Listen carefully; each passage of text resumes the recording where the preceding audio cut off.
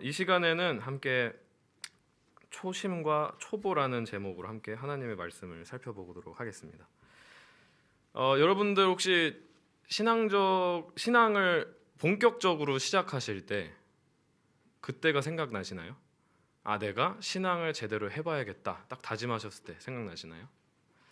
어떤 마음을 가지셨었는지, 어떤 감동이 있으셨었는지 제가 다 알 길이 없지만 아마 참 감격스러운 순간이었을 것입니다. 신앙을 본격적으로 시작하시게 된 계기가 어떻게 되시나요? 내가 이제 제대로 한번 신앙해보겠다 다짐하셨던 그 계기, 각자의 마음속에 대답해 보시길 바랍니다. 아마 여러 가지가 있으실 겁니다. 그리고 그 이유가 아마 스스로가, 여러분들 각자가, 또 제가 생각하기에 신앙함에 있어서 가장 중요하게 여기는 부분 중 하나이셨을 것입니다. 신앙을 제대로 시작하시게 된 계기가요. 지금 이 시간에 함께 살펴볼 초심과 초보, 이것은 시간적으로 봤을 때 어떤 시간을 의미를 하죠? 먼 나중을 이야기를 하는 건가요? 초심과 초보, 아니면은 지금을 이야기하는 건가요? 감사합니다. 네, 처음을 의미합니다. 처음, 첫 아니면 처음, 이 단어와 연관이 있는 게 바로 초심과 초보라는 단어입니다. 초심을 잃지 말자, 우리가 이런 얘기 자주 하죠. 그리고 초보, 초보니까 봐주자, 아직 초보니까 미숙하다, 이런 얘기를 우리가 자주 사용합니다. 우리에게 이 초심과 초보를 의미하는 이 처음이라는 단어를 우리가 깊이 생각을 해보면은 참 뭔가 미묘한 감정이 떠오릅니다. 처음, 한번 잠깐 생각해 보시길 바랍니다. 처음이라는 단어를 생각해 보시면은 여러 가지 앞에 수식어들이 있겠죠. 처음 사랑을 우리는 뭐라 그러죠? 첫사랑. 생각만 해도 두근두근합니다. 첫 인상은 또 떠오르셨나요? 첫 인상, 처음 인상이 또 있겠죠. 또 첫 직장, 어떠셨는지 모르겠습니다. 첫 걸음, 뭔가 처음 시작할 때 첫 걸음 우리가 생각해 볼 수 있겠죠. 또 첫 여행, 처음 해외여행이든 국내 여행이든 첫 여행을 떠날 때 또 매우 두근두근합니다. 이 처음이라는 단어가 붙으면요, 뭔가 설레거나 좀 약간의 긴장감도 있는 듯한 그런 단어가 됩니다. 그만큼 우리가 처음이라는 것을 생각할 때 뭔가 새롭고, 뭔가 분위기가 환기되고, 어떤 게 펼쳐질지 모르는 그런 긴장감이 있는 단어입니다. 이어서 한번 생각해 볼게요.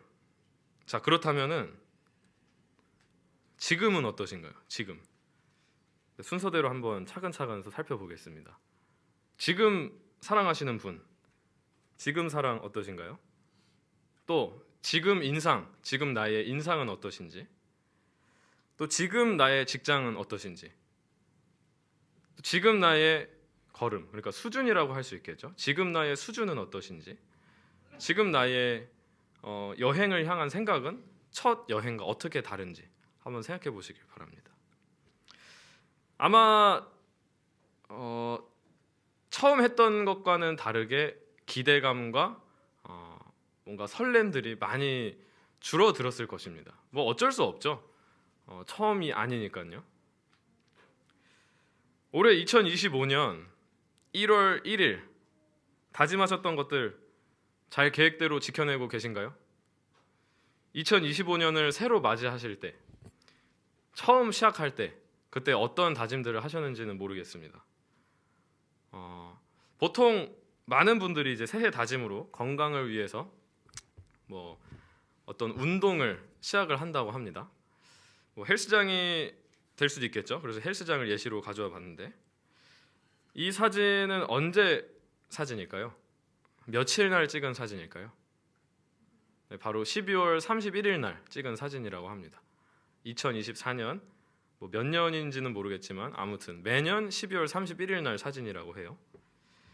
자, 그리고 이 사진은 그럼 언제일까요?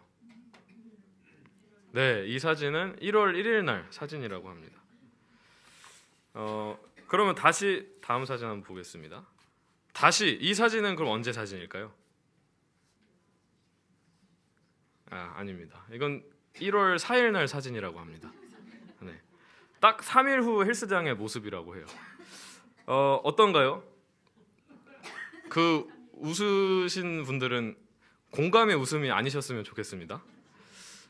물론 뭐 3일은 너무 극단적일 수도 있겠습니다. 그런데 실제로 새해 다짐이 얼마 가지 못한다는 것은 사실이라고 합니다. 제가 우스갯소리로 3일이라고 했지만 실제로 어떤지 한번 조금 자세히 보겠습니다. 자, 이 스트라바라는 이 운동 어플리케이션이 있습니다. 저는 사실 잘 몰랐는데 전 세계 190개 국가에서 약 1억 3천만 명이 사용하는 운동 관리 어플리케이션이라고 합니다. 아주 큰 어플리케이션인 것 같아요. 여기서 이제 통계를 내봤다고 해요. 이제 화면에 보시다시피 이제 2019년 연구인데 약 8억 개의 데이터를 가지고 이제 통계를 냈다고 합니다. 근데 조사를 해보니까 새해 다짐으로 운동을 목표했던 사람들 중에서 평균적으로 포기하기까지의 날은 3월 19일도 아니고 2월 19일도 아니고 1월 19일이라고 합니다. 19일에서 20일 정도의 거의 대다수가 평균적으로 새해 다짐했던 운동을 포기하게 된다고 합니다. 또한 비슷한 이제 연구인데 스크랜턴 대학교에서 2014년에 연구한 거에 따르면은 이제는 운동에만 국한시키지 않고 새해 다짐을 가지고 이제 통계를 냈다고 해요. 자, 그런데 23%가 첫 주에 포기를 하고 43%가 한 달 안에 포기를 하고 80%가 2월 다가기까지 유지를 못한다고 합니다. 여러분, 우리는 초심을 지키자라는 말 자주 합니다. 초심을 잃지 말자, 초심을 지키자, 초심을 되찾자, 뭐 이런 여러 가지 말을 합니다. 초심이란 무엇이죠? 초심. 네, 뭐 한자 그대로도 해석할 수 있겠고 우리가 그 의미를 한번 생각해 볼 수도 있겠습니다. 말 그대로 처음 가졌던 마음입니다. 처음 초자의 마음 심자죠. 처음 가졌던 마음, 처음 다짐했던 그 마음을 의미합니다. 2025년도도 이제 2월이 다 가고 있는 지금입니다. 25년도의 첫날 무언가 하기로 했던 그 초심 다시 한번 여쭤보겠습니다. 잘 지키고 계신가요? 매일 저녁 줄넘기 하기로 결심했던 초심을 잃으면은 줄넘기 잘 하게 될 수 있을까요? 아닙니다. 줄넘기 초보에 계속 머물게 될 것입니다. 줄넘기뿐만 아니라 많은 경우에 우리는 초심을 지키지 못하면은 그 분야에 있어서 계속 초보가 되는 것입니다. 초보로 계속 머물러 있게 됩니다. 그러나 오히려 첫 마음, 처음 마음, 초심을 잘 지키면은 그 분야에서는 고수가 됩니다. 이 첫 마음을 잘 지켜서 우리에게 신앙의 고수로 인정받는 한 사람을 한번 살펴보도록 하겠습니다. 누군지 아마 예상이 가실 수도 있을 것 같아요. 아주 유명한 사람입니다. 바벨론으로 포로 갔던 다니엘과 세 친구, 특정지어서 다니엘입니다.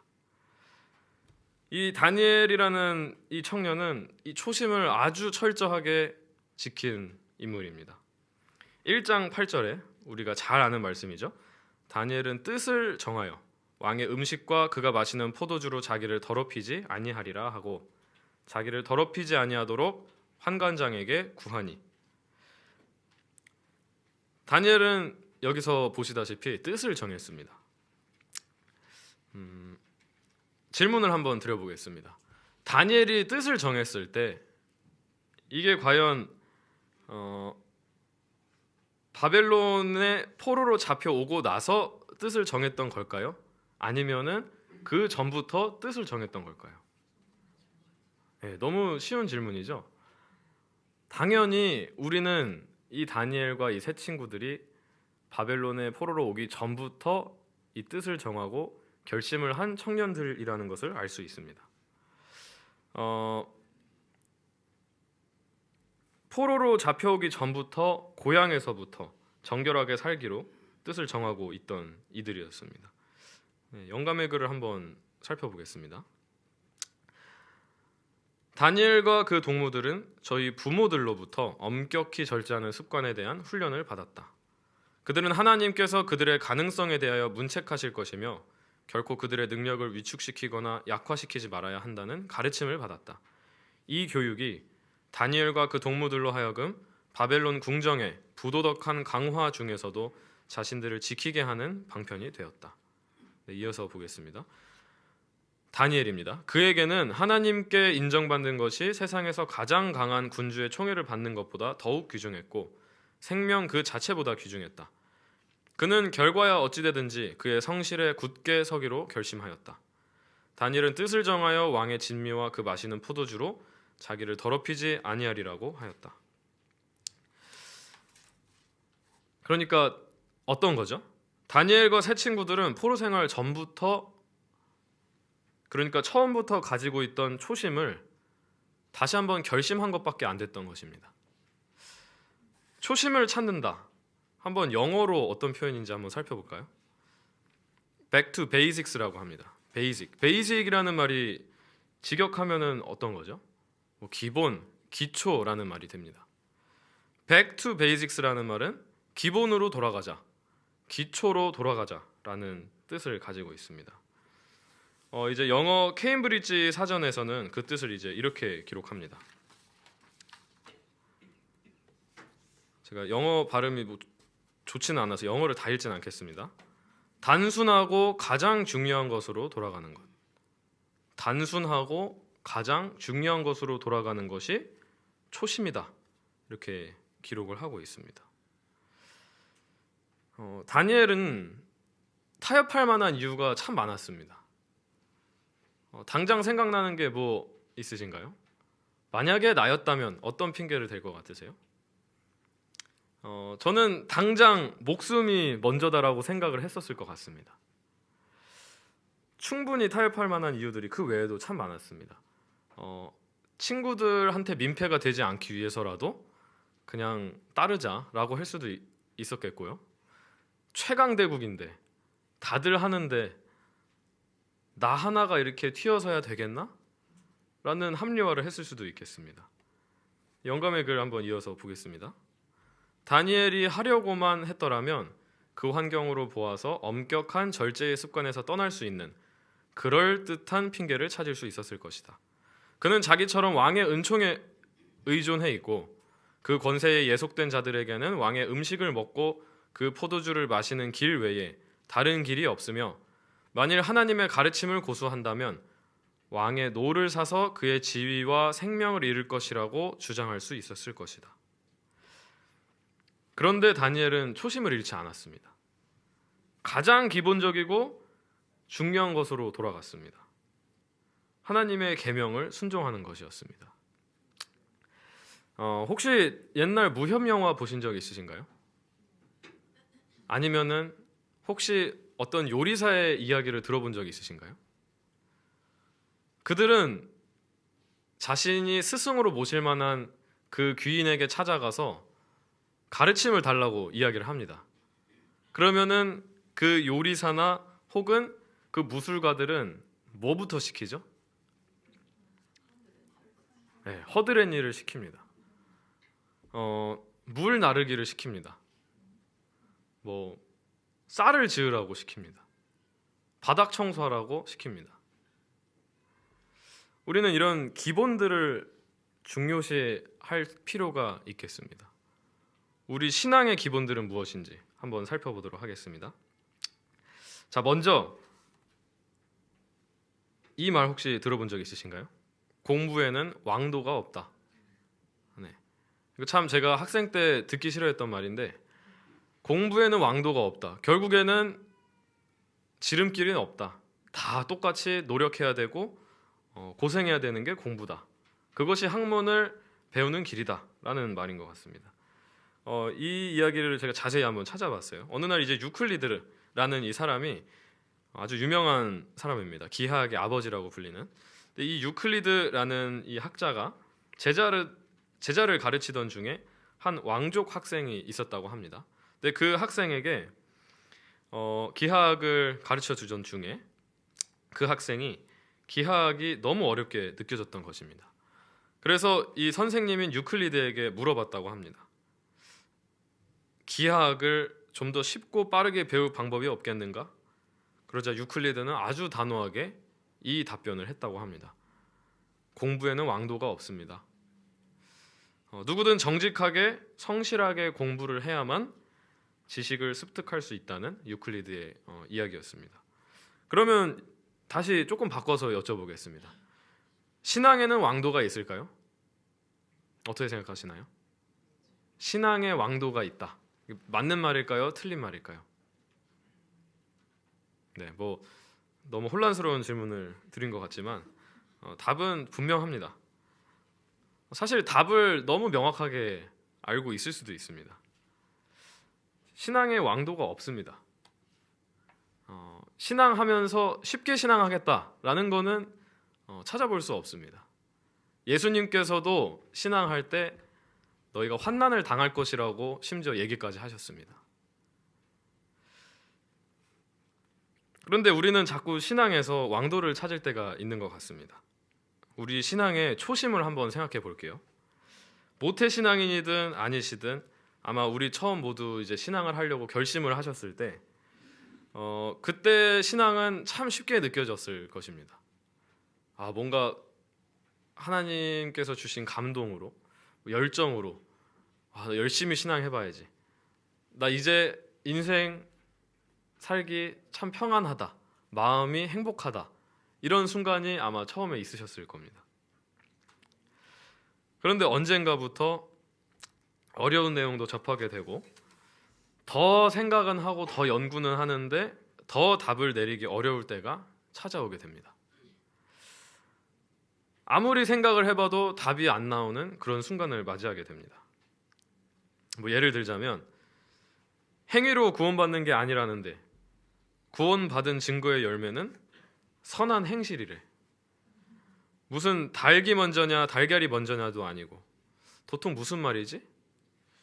구원의 확신은 가져야 하지만 아직 구원받은 것은 아니다. 이게 무슨 말이지? 예수님처럼 온전할 수 있지만 완전주의는 또 틀렸대. 등등 신앙을 하면서 여러 가지 딜레마들이 생깁니다. 신학을 배울수록 신앙을 할수록 기간이 오래될수록 더 파고 팔수록 생각이 많아질 때가 생깁니다. 우리는 이럴 때 종종 초심으로 돌아가는 게 아니라 초보로 돌아가게 됩니다. 신앙의 초보 어떤 느낌인지 감이 오시나요? 신앙의 초보. 성경에서도 이제 종종 이런 상황들을 발견할 수 있는데 정말 신앙의 고수 같았던 인물들이 갑자기 너무도 초보자와도 같은 실수를 하게 되는 장면들을 우리가 몇몇 찾아보게 됩니다. 믿음의 대명사인 아브라함이 그랬죠. 아브라함은요, 하나님께서 직접 아브라함에게 말씀을 하셨습니다. 네 자손이 이 하늘의 별과 같이 셀 수 없이 많을 것이다. 약속을 하셨어요. 지금 우리 상황에 한번 적용을 해보시기 바랍니다. 우리가 기도를 했는데 우리에게 분명히 음성으로 들려주신 거예요. 저에게는 뭐 어떤 약속이 있을까요? 창준아, 너 이번에 시험 붙을 것이다. 목회 시험 감사히 붙었지만 그 전이라고 생각을 해보겠습니다. 여러분들은 각자의 요즘 바라던 것들에 대한 약속을 들었다고 상상을 해보시기 바랍니다. 근데 아브라함이 세월이 지나가면 지나갈수록 현실적인 고민이 드는 것입니다. 이 현실적이라는 게 우리 그리스도인들에게 참 함정 같은 표현입니다. 지혜와 현실적인 것과 그 미묘한 경계가 참 어려울 때가 많습니다. 아마 아브라함도 그런 고민을 하지 않았을까 싶어요.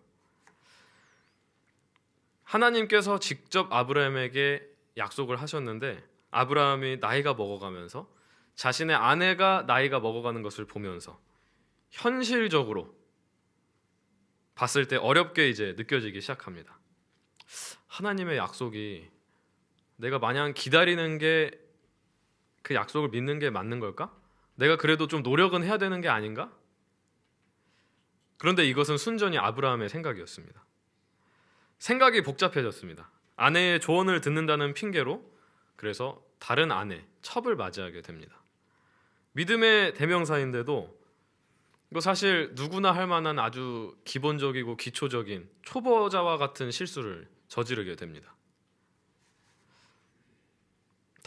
다음도 아주 유명한 인물이죠. 누구처럼 보이시나요? 와, 이것만 보고도 아시는 게 참 대단합니다. 신앙의 초보자분들은 절대 아니신 것 같습니다.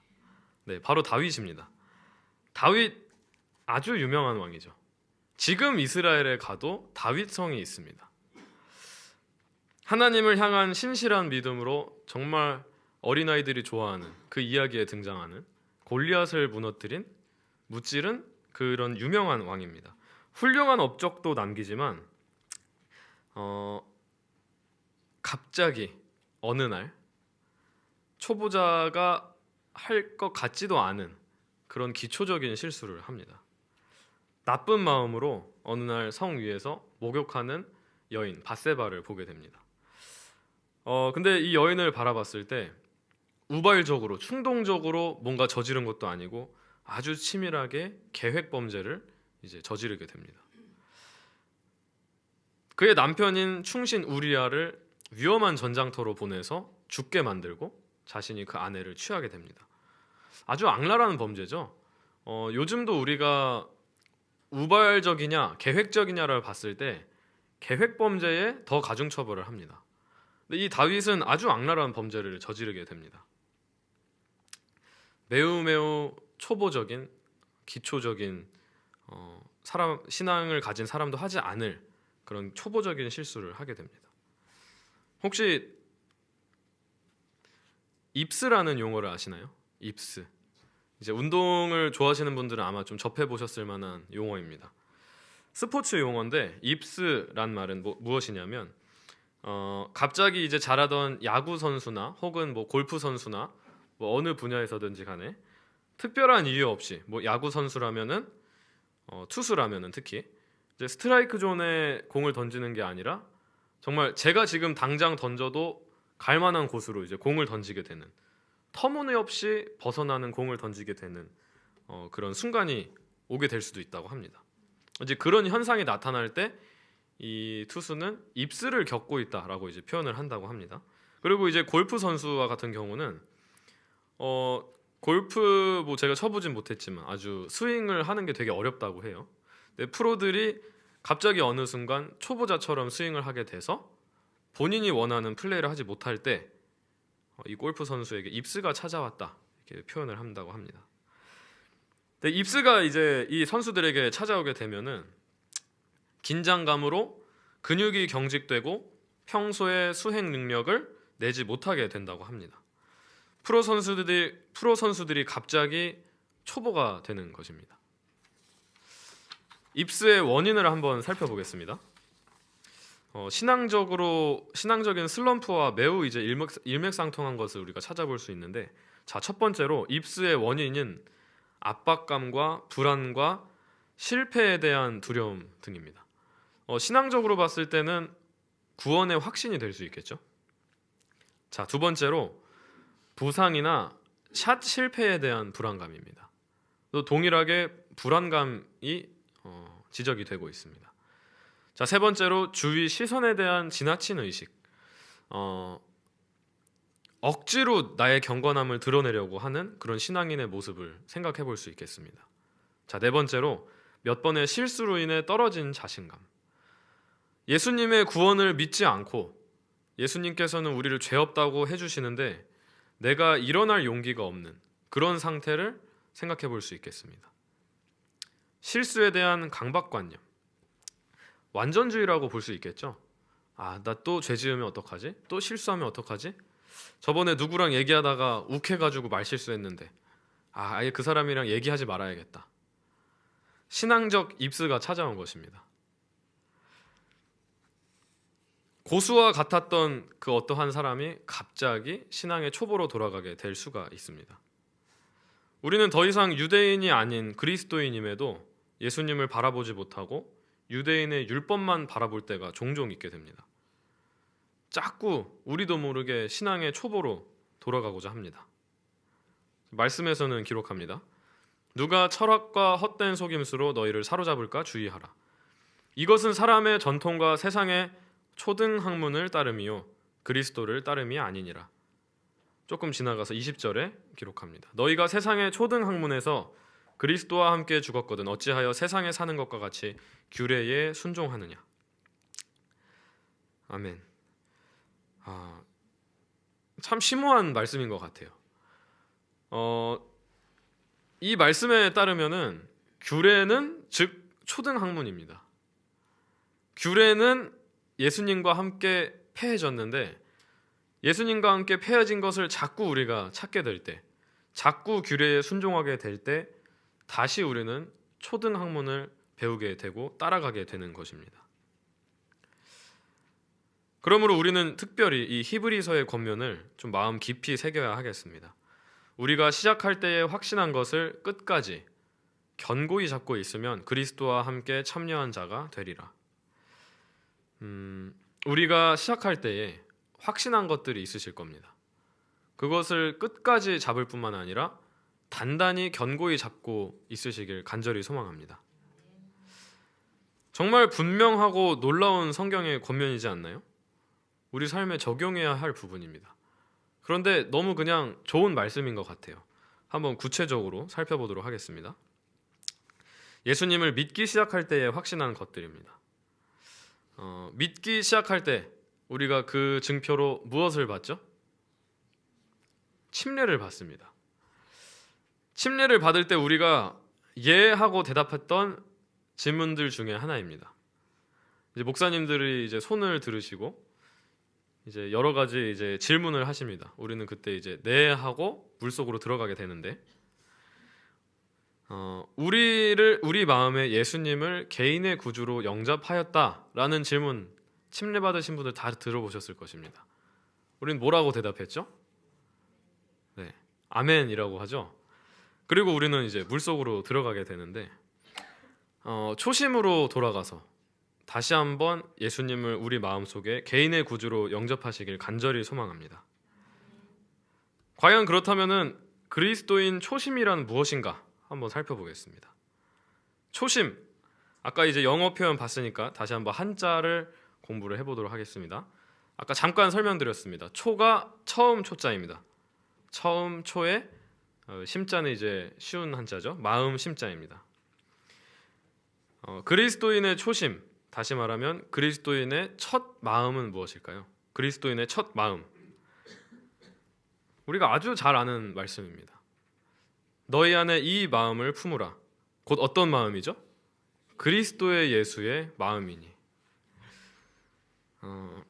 우리가 가끔 말씀을 묵상하고 살펴보고 설교 말씀을 듣고 할 때 너무 많이 들었던 말씀이 참 진부하게 들릴 때가 있어요.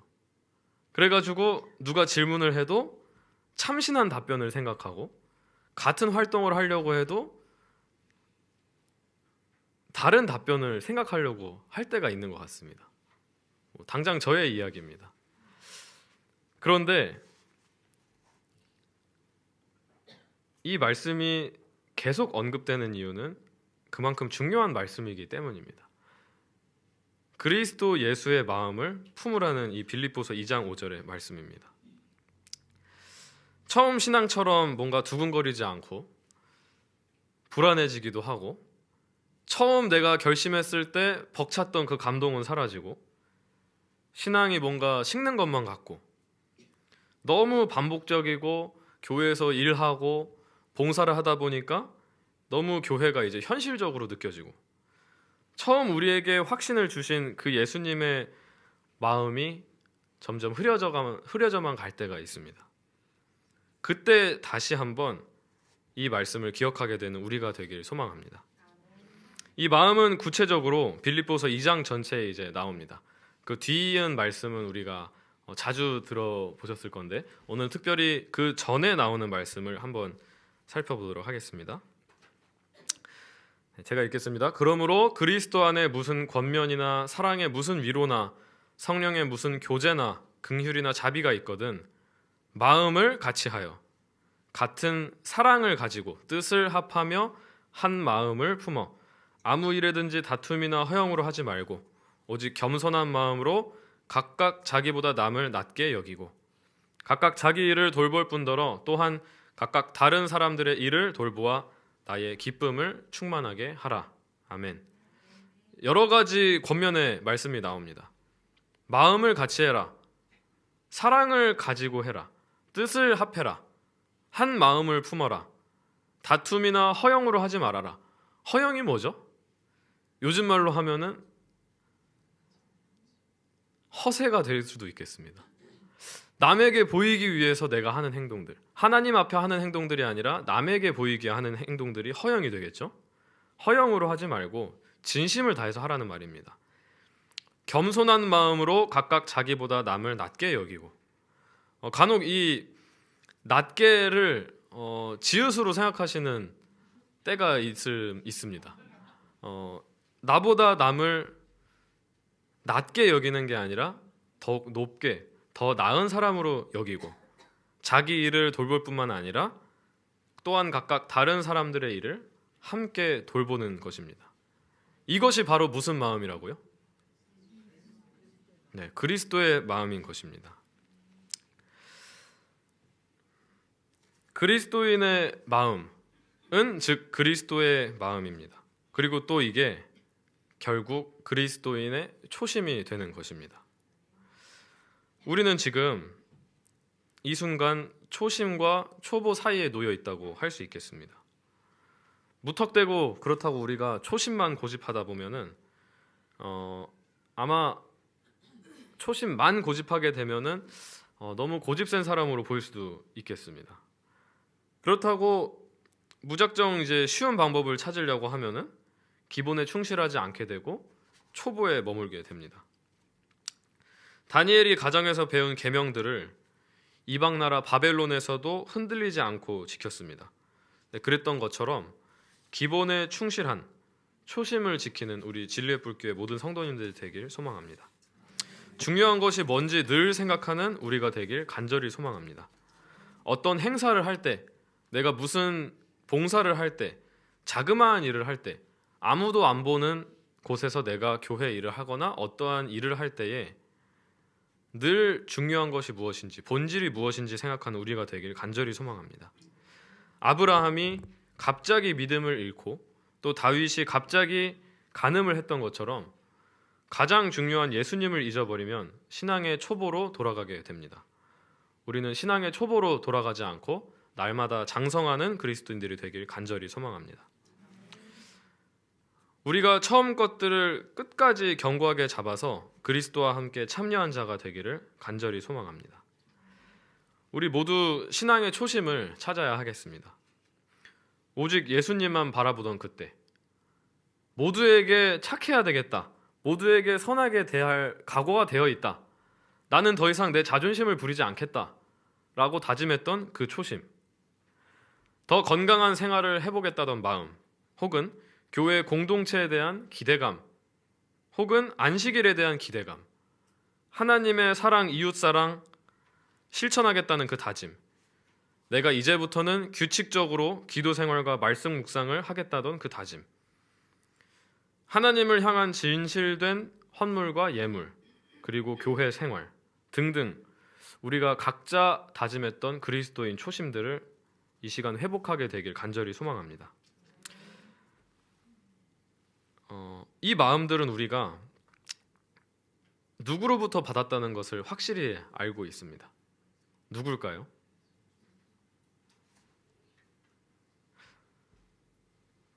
우리의 경험 어느 지점에서도 우리는 첫 출발을 가능하게 했던 그 도우심이 없이 지낼 수 없다. 그 도우심은 바로 성령 하나님의 도우심입니다. 우리가 잘 알고 있습니다. 나의 힘으로 결코 선한 것을 할 수 없다. 나의 힘으로 절대 할 수 없습니다. 자꾸 하려다 보면은 신앙의 초보로 돌아갈 뿐입니다. 다시 한번 초심을 되찾는 우리가 되길 간절히 소망합니다. 그렇다고 제가 심화 학습이나 신학이나 어려운 과정들이 필요 없다는 말씀은 결코 아닙니다. 다만 우리가 다시 한번 생각해야 될 것은 매 순간에 우리가 무엇을 하든지 중심이 무엇인지 생각하고 본질이 무엇인지 항상 그리스도를 잊지 않는 우리가 되자는 말씀입니다. 혹시 이때 기억나십니까? 예수님이라는 분을 따르기로 다짐했던 그 순간입니다. 아직 침례 안 받은 어린 아이들도 있지만 침례 받으신 분들은 한번 그때를 생각해 보시길 바랍니다. 제 경험상 모태신앙인이더라도 이 순간만큼은 조금의 어쩔 수 없는 두근거리는 기대감이 있습니다. 이제 기도할 때 하나님이 더욱 분명히 음성을 들려주실까? 기도할 때 아브라함이 그랬던 것처럼 분명한 음성을 듣게 될까? 성경을 읽을 때 더 잘 이해가 되고 하나님이 더 분명히 나에게 답을 보여주실까? 모태신앙인이 아니신 분들은 어떤 다짐과 기대를 이 순간 하셨었나요? 어떤 환경으로부터 벗어나서 아니면은 어떤 다짐들을 통해서 침례를 받으시게 됐을 것입니다. 아무튼 간에 분명한 건 모태신앙인이든 아니든 이 순간 침례받았던 그 순간에 하늘에서는 한 죄인이 거듭나고 예수님을 따르기로 결심했던 그 순간, 나의 신앙이 처음 시작되는 그 순간 때문에 하늘에서는 경축했다는 것입니다. 이 순간 나의 인생을 하나님께 바치기로 결심했던 그 순간을 기억하면서 잊지 마시고 초심을 잃지 마시고 우리 모두가 그 초심을 가지고 이웃들을 대하고 하나님을 대하는 우리 모두가 되기를 바랍니다. 그리하여서 신앙의 초보가 아니라 신앙의 고수가 되는 우리 모두 진리의 뿔 교회 성도님들이 되기를 간절히 바랍니다. 감사합니다.